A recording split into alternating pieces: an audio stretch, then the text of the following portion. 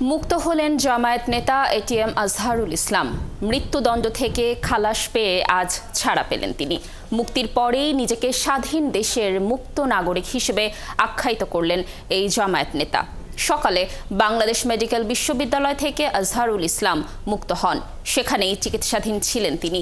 মুক্তির পর তাকে স্বাগত জানান দলের নেতাকর্মীরা।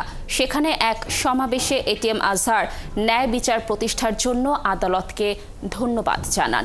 একই সাথে ছাত্র সমাজকেও ধন্যবাদ জানান তিনি, যারা ফ্যাসিস্ট সরকারকে বিদায় করেছে।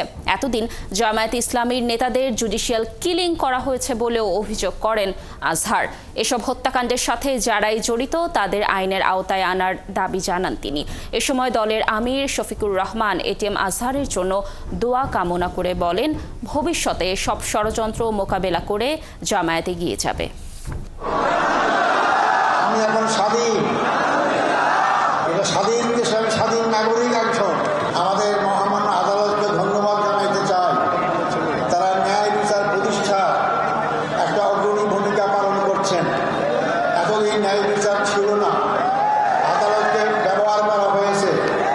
এই জন্য আশা করি আমরা সামনের দিনগুলোতে আমাদের আদালত জনগণের আশা আকাঙ্ক্ষা অনুযায়ী তারা জনগণের ন্যায় বিচার যাতে পায় সেই ব্যবস্থায় তারা করবেন।